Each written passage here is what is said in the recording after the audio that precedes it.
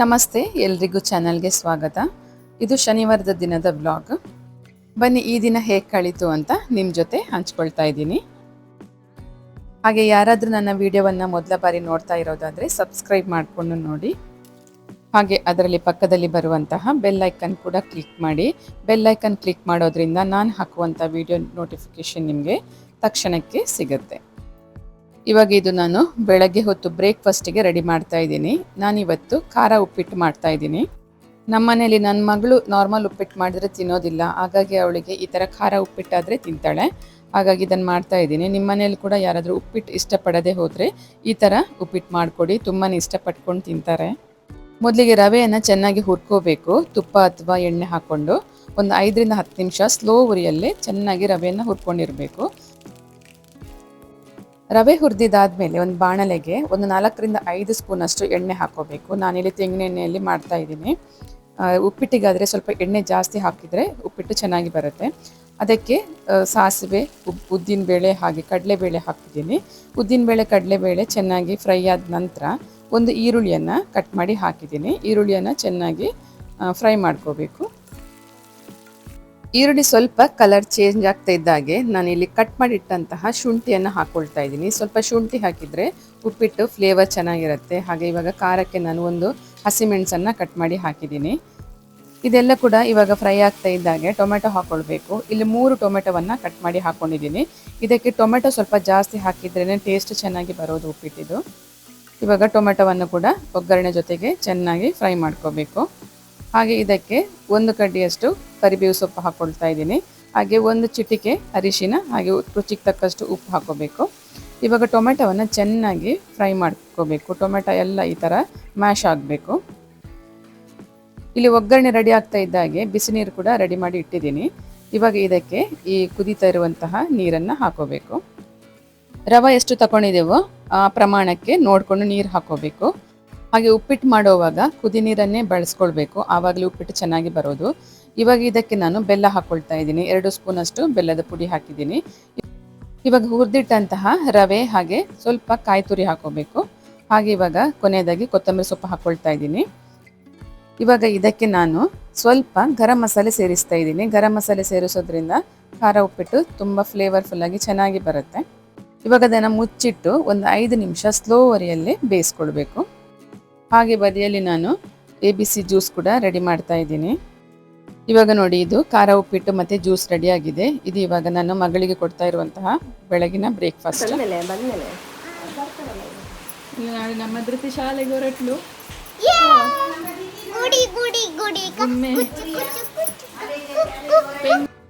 ಇವಾಗ ಮಧ್ಯಾಹ್ನಕ್ಕೆ ಅಡಿಗೆ ರೆಡಿ ಮಾಡಬೇಕು. ನಾವಿಲ್ಲಿ ಇವತ್ತು ಮರ್ವಾಯಿ ತಗೊಂಡಿದ್ವಿ. ಮರ್ವಾಯಿ ಇದು ಸುಕ್ಕ ಮಾಡೋಣ ಅಂತ ಮಧ್ಯಾಹ್ನಕ್ಕೆ. ಅದನ್ನು ಇವಾಗ ಬಿಸಿನೀರಲ್ಲಿ ಹಾಕಿಟ್ಟಿದ್ದೀನಿ. ಬಿಸಿ ನೀರಲ್ಲಿ ಹಾಕಿಟ್ರೆ ಓಪನ್ ಮಾಡೋದಕ್ಕೆ ಈಸಿ ಆಗುತ್ತೆ. ಇವಾಗ ಅದಕ್ಕೆ ಮಸಾಲೆ ಹಾಕ್ಕೊಳ್ತಾ ಇದ್ದೀನಿ. ಮೊದಲಿಗೆ ಒಂದು 2 ಸ್ಪೂನಷ್ಟು ಕೊತ್ತಂಬರಿ ಬೀಜ, ಹಾಗೆ 1 ಸ್ಪೂನಷ್ಟು ಜೀರಿಗೆ, ಒಂದು 1/4 ಸ್ಪೂನಷ್ಟು ಮೆಂತ್ಯ, ಹಾಗೆ 1/4 ಸ್ಪೂನಷ್ಟು ಓಂ ಕಾಳು ಕೂಡ ಹಾಕಿದ್ದೀನಿ. ಹಾಗೆ 1/4 ಸ್ಪೂನಷ್ಟು ಸಾಸಿವೆ ಕೂಡ ಹಾಕ್ಕೊಳ್ತಾ ಇದ್ದೀನಿ. ಅದಕ್ಕೆ ಒಂದು 4 ಎಸಳು ಬೆಳ್ಳುಳ್ಳಿ, ಹಾಗೆ ಒಂದು 2 ತುಂಡಷ್ಟು ಈರುಳ್ಳಿ, ಒಂದು 6ರಿಂದ 7 ಮೆಣಸು, ಹಾಗೆ ಸ್ವಲ್ಪ ಅರಿಶಿನ ಹಾಕ್ಕೊಂಡು ಇದನ್ನು ಗ್ರೈಂಡ್ ಮಾಡ್ಕೊಳ್ಬೇಕೀಗ. ಸ್ವಲ್ಪ ನೀರು ಹಾಕ್ಕೊಂಡು ಇದನ್ನು ಗ್ರೈಂಡ್ ಮಾಡ್ಕೋಬೇಕು. ಇವಾಗ ಇದು ಸ್ವಲ್ಪ ಗ್ರೈಂಡ್ ಆದಮೇಲೆ ಇದಕ್ಕೆ ಒಂದು ಸಣ್ಣ ತುಂಡಷ್ಟು ಹುಳಿ ಹಾಕ್ಕೊಳ್ತಾ ಇದ್ದೀನಿ. ಹುಳಿ ಹಾಕ್ಕೊಂಡು ಇದನ್ನು ನೈಸಾಗಿ ಗ್ರೈಂಡ್ ಮಾಡಿ ಎತ್ತಿಟ್ಕೋಬೇಕು. ನೆಕ್ಸ್ಟ್ ಇವಾಗ ಇದಕ್ಕೆ ಒಂದು ಒಗ್ಗರಣೆ ಹಾಕಬೇಕು. ಒಂದು ಬಾಣಲೆಯಲ್ಲಿ ನಾನು ಒಂದು 4 ಸ್ಪೂನಷ್ಟು ಎಣ್ಣೆ ಹಾಕ್ಕೊಂಡಿದ್ದೀನಿ. ಎಣ್ಣೆ ಬಿಸಿ ಮೇಲೆ ಇದಕ್ಕೆ ಸ್ವಲ್ಪ ಸಾಸಿವೆ, ಹಾಗೆ ಒಂದು 5 ಎಸಳು ಬೆಳ್ಳುಳ್ಳಿಯನ್ನು ಜಜ್ಜಿ ಹಾಕ್ಕೊಂಡಿದ್ದೀನಿ. ಬೆಳ್ಳುಳ್ಳಿ ಸ್ವಲ್ಪ ಫ್ರೈ ಆದ ನಂತರ ಒಂದು ಸಣ್ಣ ಈರುಳ್ಳಿಯನ್ನು ಕಟ್ ಮಾಡಿ ಹಾಕಿದ್ದೀನಿ. ಈರುಳ್ಳಿ ಸ್ವಲ್ಪ ಫ್ರೈ ಮಾಡ್ಕೋಬೇಕು. ಇದರ ಜೊತೆಗೆ ಸ್ವಲ್ಪ ಕರಿಬೇವು ಸೊಪ್ಪು ಹಾಕಿದ್ದೀನಿ. ಕರಿಬೇವು ಸೊಪ್ಪು ಹಾಕ್ಕೊಂಡು ಚೆನ್ನಾಗಿ ಫ್ರೈ ಮಾಡ್ಕೋಬೇಕು. ಇವಾಗ ಇದಕ್ಕೆ ಒಂದು ಸಣ್ಣ ತುಂಡಷ್ಟು ಶುಂಠಿಯನ್ನು ಜಜ್ಜಿ ಹಾಕ್ಕೊಂಡಿದ್ದೀನಿ. ಶುಂಠಿ ಮತ್ತು ಬೆಳ್ಳುಳ್ಳಿ ಮರುವಾಯಿಗೆ ಹಾಕೋಬೇಕು, ಯಾಕಂದರೆ ಮರುವಾಯಿ ಸ್ವಲ್ಪ ವಾಯಿ ಜಾಸ್ತಿ, ಹಾಗೆ ಫ್ಲೇವರ್ ಕೂಡ ಚೆನ್ನಾಗಿರುತ್ತೆ ಶುಂಠಿ ಬೆಳ್ಳುಳ್ಳಿ ಹಾಕೋದ್ರಿಂದ. ಇವಾಗ ಇದಕ್ಕೆ ಒಂದು ಸಣ್ಣ ಮೀಡಿಯಮ್ ಗಾತ್ರದ ಟೊಮೆಟೊವನ್ನು ಕಟ್ ಮಾಡಿ ಹಾಕ್ಕೊಂಡಿದ್ದೀನಿ. ಹಾಗೆ ಸ್ವಲ್ಪ ಅರಿಶಿನ ಹಾಕೋಬೇಕು. ಇವಾಗ ಇದೆಲ್ಲವನ್ನು ಎಣ್ಣೆಯಲ್ಲಿ ಸ್ವಲ್ಪ ಹೊತ್ತು ಫ್ರೈ ಮಾಡ್ಕೋಬೇಕು. ಇವಾಗ ಇದಕ್ಕೆ ನಾವು ತೊಳೆದಿಟ್ಟಂತಹ ಮರುವಾಯಿ ಹಾಕೋಬೇಕು. ಇದಕ್ಕೆ ರುಚಿಗೆ ತಕ್ಕಷ್ಟು ಉಪ್ಪು ಹಾಕೋಬೇಕು. ಇವಾಗ ಇದನ್ನು ಸ್ವಲ್ಪ ಹೊತ್ತು ಬೇಯಿಸ್ಕೋಬೇಕು. ಇವಾಗ ನಾನು ಇದನ್ನು ಮುಚ್ಚಿ ಒಂದು 10 ನಿಮಿಷ ಚೆನ್ನಾಗಿ ಬೇಯಿಸ್ತಾ ಇದ್ದೀನಿ. ಅದು ಬೇಯುವಂಥ ಟೈಮಲ್ಲಿ ನಾವಿವಾಗ ಕಾಯಿ ತುರಿಯನ್ನು ಹುರ್ಕೋಬೇಕು. ನಾನಿಲ್ಲಿ ಒಂದು ಸಣ್ಣ ಕಪ್ಪಲ್ಲಿ 1 ಕಪ್ಪಷ್ಟು ತೆಂಗಿನಕಾಯಿ ತುರಿ ತಗೊಂಡಿದ್ದೀನಿ. ಇದಕ್ಕೆ ಸ್ವಲ್ಪ ಅರಿಶಿನ ಹಾಕ್ಕೊಂಡು ಇದನ್ನು ಚೆನ್ನಾಗಿ ಹುರಿದು ತೆಗೆದಿಡಬೇಕು. ಆ ಟೈಮಲ್ಲಿ ಮರವಾಯಿ ಕೂಡ ಚೆನ್ನಾಗಿ ಬೆಂದಿದೆ. ಇವಾಗ ನಾವು ಮಸಾಲೆ ಇದಕ್ಕೆ ಹಾಕ್ಕೊಂಡು ಇದನ್ನು ಚೆನ್ನಾಗಿ ಒಂದು ಸರ್ತಿ ಮಿಕ್ಸ್ ಮಾಡ್ಕೋಬೇಕು. ಇದಕ್ಕೆ ಸ್ವಲ್ಪ ನೀರು ಹಾಕ್ಕೊಂಡು ಇದನ್ನು ಮುಚ್ಚಿ ಚೆನ್ನಾಗಿ ಮತ್ತೆ ಒಂದು 10 ನಿಮಿಷ ಬೇಯಿಸಬೇಕು. ಇವಾಗ ನೋಡಿ ಇದು ಚೆನ್ನಾಗಿ ಬೆಂದಿದೆ, ಮಸಾಲೆದು ಹಸಿ ವಾಸನೆ ಕೂಡ ಹೋಗಿದೆ.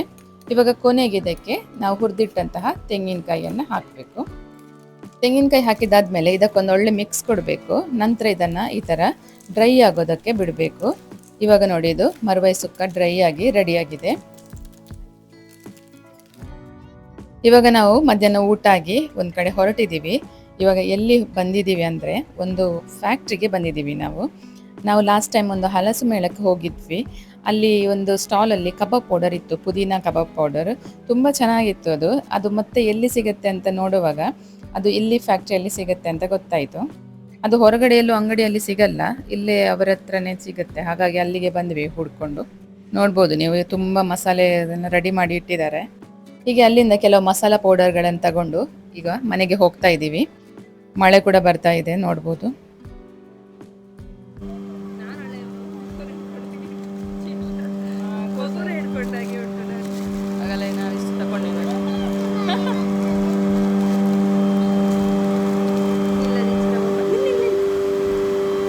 ಮಸಾಲೆಗಳು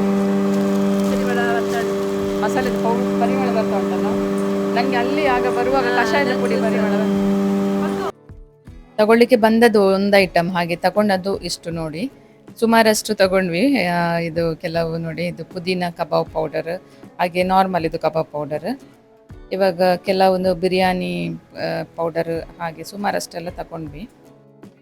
ಇವರ ಈ ಮಸಾಲೆ ಪದಾರ್ಥಗಳಲ್ಲಿ ಕಲರ್ ಆ್ಯಡ್ ಮಾಡೋದಿಲ್ಲ ಇವರು ಕಬಾಬ್ ಪೌಡರಲ್ಲೆಲ್ಲ. ಈಗ ನ್ಯಾಚುರಲ್ ಆಗಿ ಇರೋವಂಥದ್ದು, ಹಾಗೆ ಪ್ರಿಸರ್ವೇಟಿವ್ ಕೂಡ ಇಲ್ಲ. ಹಾಗಾಗಿ ಇಷ್ಟ ಆಯ್ತು ಇದನ್ನು ನೋಡಿ, ಹಾಗೆ ತಗೊಂಡ್ವಿ ಎಲ್ಲ. ಕಷಾಯದ ಪುಡಿ ಉಂಟಲ್ಲ ಮೂಲು, ಕಷಾಯ ಪುಡಿ ಈ ವಿಡಿಯೋವನ್ನು ನಾನು ಇಲ್ಲೇ ಎಂಡ್ ಮಾಡ್ತಾ ಇದ್ದೀನಿ. ವಿಡಿಯೋ ಇಷ್ಟ ಆಗಿದ್ದರೆ ಲೈಕ್ ಕೊಡಿ, ಹಾಗೆ ನಿಮ್ಮ ಅನಿಸಿಕೆ ಅಭಿಪ್ರಾಯಗಳನ್ನು ಕಮೆಂಟ್ ಮೂಲಕ ತಿಳಿಸ್ಬೋದು.